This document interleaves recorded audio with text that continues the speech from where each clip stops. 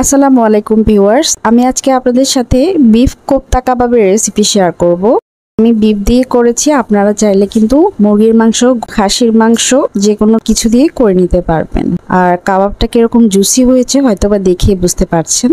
Beef kofta কাবাবের জন্য প্রথমে আমাদের মাংসের কিমা লাগবে। এখানে আমি 2 কেজির মতো গরুর মাংস নিয়েছি, আর এখানে কিছু চর্বিও আছে।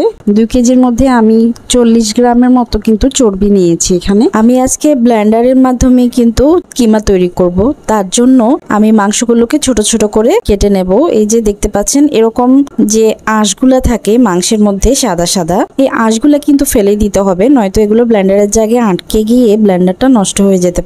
আর মাংসটা আমি ফ্রিজে রাখার সময় ধুয়ে নিয়েছিলাম ভালোভাবে। এরপরে আমি ডিপ ফ্রিজে সংরক্ষণ করেছিলাম প্রায় 2-3 ঘন্টার মতো। এরপর এটা একটু সেট হয়ে গেছে, আপনারা হয়তো দেখেই বুঝতে পারছেন এটা কিন্তু শক্ত। এটা এখনো কিন্তু আমি এটা পানিতে ভিজাইনি, মানে হাত দিয়ে খুলে নিয়েছি। তো এটা আমি এখন ছোট ছোট টুকরো করে কাট করে নিচ্ছি। এভাবে করে ছোট ছোট টুকরো করে কেটে নিলে তাহলে আঁশগুলো ছোট হয়ে যাবে আর এগুলো ব্লেন্ডারের কাটার মধ্যে আটকে যাবে না। আর যতটুকু সম্ভব হয় ততটুকু কিন্তু লম্বা আঁশগুলো ফেলে দেওয়ার চেষ্টা করবেন। এখানে আমি 2 কেজি মাংসের জন্য 40 গ্রাম চর্বি নিয়েছি। এটা আপনারা এইখানে চর্বিটা যদি না দিতে চান তাহলে এখানে বাটারও দিতে পারেন অথবা ঘিও দিতে পারেন, রান্নার সয়াবিন তেলও দিতে পারেন। তবে সবচাইতে ভালো হয় চর্বিটাই দেওয়া। চর্বিটা দিলে এটা খুব সুন্দর বাইন্ডিং আসে, আর কোনো প্রকারের আপনার ব্রেড ক্রাম্বস অথবা বেসন ইউজ করার প্রয়োজন পড়ে না। মাংসের গায়ে যে এক্সট্রা কিছু লেগেছিল লম্বা মনে হচ্ছে, আমি সেগুলো কিন্তু বের করে নিচ্ছি। কোনো প্রকারের ফাঁকিবাজি করা কিন্তু এখানে যাবে না, নয়তো কিন্তু এগুলো ব্লেন্ডারে কাটার মধ্যে আটকে যাবে। তো হয়তোবা দেখেই বুঝতে পেরেছেন আমি কিরকম ছোট করেছি এগুলো। এখন আমি এগুলো সবগুলো ব্লেন্ড করে নিচ্ছি। মাংসের মধ্যে কিন্তু কোনোভাবেই পানি থাকা যাবে না, তাহলে কিমাটা কিন্তু একদম ভালো হবে না। তাই পানিগুলো খুব ভালো করে ঝরিয়ে নিতে হবে মাংসের গা থেকে। প্রয়োজনে টিস্যু দিয়ে অথবা কিচেন টাওয়াল দিয়ে মুছে নিতে পারেন।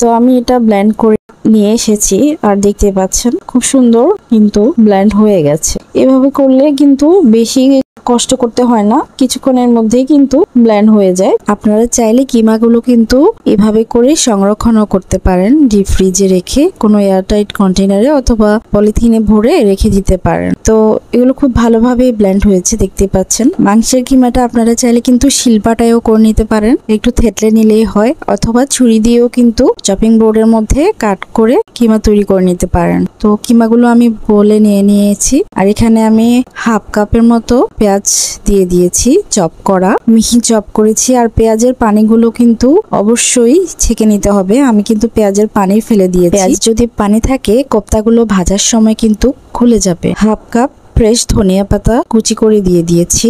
1 টেবিল চামচ রসুন কুচি করে দিয়ে দিয়েছি, একেবারে মিহি কুচি করেছি। পাপরিকার গুঁড়া দিয়ে দিচ্ছি 1 চা চামচ। এখানে পাপরিকার গুঁড়া না থাকলে সাধারণ যে লাল মরিচ আছে সেটাও দিতে পারবেন। বাসায় যদি লাল ক্যাপসিকাম থাকে পাপরিকার পরিবর্তে সেটাই দিতে পারবেন। 1 চা চামচ ধনিয়ার গুঁড়া, 1 চা চামচ লবণ বা স্বাদ মতো, কালো গোলমরিচের গুঁড়া হাফ চা চামচ, এখানে সাদা গোলমরিচের গুঁড়াটাও ব্যবহার করা যাবে। হাফ চা চামচ গরম মশলার গুঁড়া, ভাজা জিরার গুঁড়া 1 চা চামচ, চাট মশলা হাফ চা চামচ। গরম মশলা আর চাট মশলাটা আপনারা যে কোনো ব্র্যান্ডের এখানে দিতে পারেন, অথবা ইউটিউবে হাজার হাজার কিন্তু এরকম রেসিপি আছে চাট মশলা আর গরম মশলা, তাই আমি আর আলাদা করে দিলাম না। এখানে মাংসটা আর একটু জুসি আর টেন্ডার হওয়ার জন্য বেকিং সোডা দিয়ে দিয়েছি 1/4 চা চামচ, আর কাঁচা মরিচ কুচি দিয়েছি হাফ টেবিল চামচ। 1.5 টেবিল চামচ ফ্রেশ লেবুর রস দিয়ে দিচ্ছি। আর লেবুর রস দেওয়ার কারণে আর বেকিং সোডার কারণে কিন্তু এই কোপ্তা কাবাবটা অনেক বেশি জুসি আর টেস্টি হবে, এটা রাবারি টাইপের হবে না।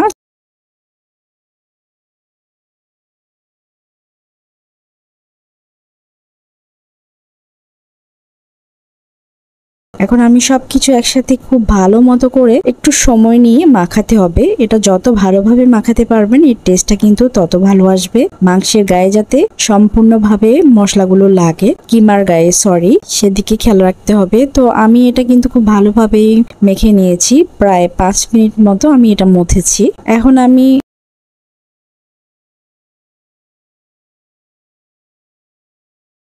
কিছু বলে ডিভাইড করে নিয়েছি, আর বলগুলো হাত দিয়ে খুব ভালোভাবে চাপ দিয়ে দিয়ে সেট করে নিতে হবে প্রথমে। এরপরে একটু চ্যাপটা করে করে যে পাশে একটু ফাটা দেখা যাবে সে পাশে একটু সমান করে দিতে হবে। এভাবে চাপ দিলে কিন্তু এটা ফেটে যাবে, এটাই স্বাভাবিক, কিন্তু তারপরও এভাবে করে আবার একটু সমান করে দেবেন। সমান করার পরে আঙুল দিয়ে এভাবে করে একটু ডিজাইন করে নেবেন যাতে এটা দেখতে সুন্দর লাগে। চাপ দিয়ে দিয়ে আঙুলের মাথা দিয়ে এভাবে 2-3টা করে চাপ দিয়ে দিলেই এরকম সুন্দর একটা ডিজাইন হয়ে যাবে।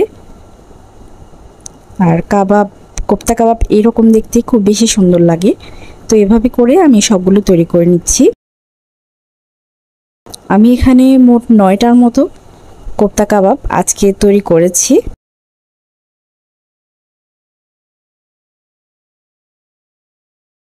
তো এভাবে করে আমি কিন্তু সবগুলো অফ ক্যামেরায় তৈরি করে নিয়েছি।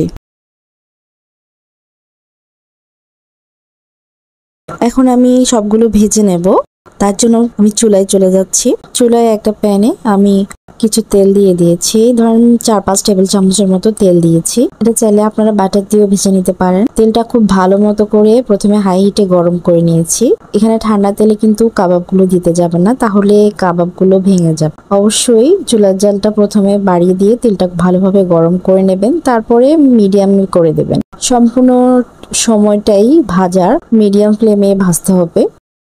অনেক বেশি হাই আছে ভাজতে গেলে দেখা যাবে পুড়ে যাবে, আবার অনেক বেশি লো আছে ভাজলে কোপ্তা কাবাব বলেন, যে কোনো কাবাব বলেন, এটা কিন্তু ভেঙে যায়। তাই এগুলো মাথায় রাখতে হবে। প্রতিটা পাশ সুন্দর ব্রাউন কালার আসলে উল্টে দিতে হবে। দুই পাশে সুন্দরভাবে এরকম কালার চলে আসলে, আর মাংসটাও কিমা যেহেতু ব্যবহার করেছি এটা কুক হতে বেশি সময় লাগবে না। অনেক বেশি সময় পর্যন্ত কুক করলে এগুলো কিন্তু রাবারি হয়ে যাবে, খেতে ভালো লাগবে না। দুই পাশে সুন্দর কালার চলে এসেছে, এ পর্যায়ে আমি এগুলো নামিয়ে নেব এবং পরবর্তী ব্যাচটাও আমি ঠিক এই প্রসেসেই ভেজে নেব। দেখতে পাচ্ছেন কিমাগুলো কিন্তু পড়ে যায়নি আর ভেঙেও যায়নি, শুধু যে ফ্যাটগুলো মাঝখানে ছিল সেই ফ্যাটগুলো চলে যাওয়ার কারণেই কিন্তু শেপটা একটু ভালো আসেনি। এই যে দেখতে পাচ্ছেন, এই হচ্ছে আমাদের কাবাব। হ্যাঁ, এই কাবাবটা কিন্তু ভাজার কারণে ফ্যাটটা কিন্তু পুড়ে যায়। আগুনের সংস্পর্শ আসলে তেল, গরম তেলে ফ্যাটটা তেলের মাঝে চলে আসে। মাশাআল্লাহ, কাবাবটা কিন্তু দেখতে যেমন সুন্দর হয়েছে, খেতেও কিন্তু ততটাই মজার ছিল। তো আপনারা বাসায় নিঃসন্দেহে ট্রাই করতে পারেন এই রেসিপিটা। আপনাদের পরিবারের সবাই, আমি আশা করছি, খুবই পছন্দ করবে। জ্বরের মুখেও কিন্তু আমার কাছে এটা খুবই ভালো লেগেছে। তো আপনারা অবশ্যই বাসায় ট্রাই করবেন, আর রেসিপি ট্রাই করলে অবশ্যই ফিডব্যাক জানাতে ভুলবেন না। দেখতে পাচ্ছেন কিরকম জুসি। তো আজকে তাহলে এখানেই বিদায় নিচ্ছি। সবাই ভালো থাকুন। আল্লাহ হাফেজ।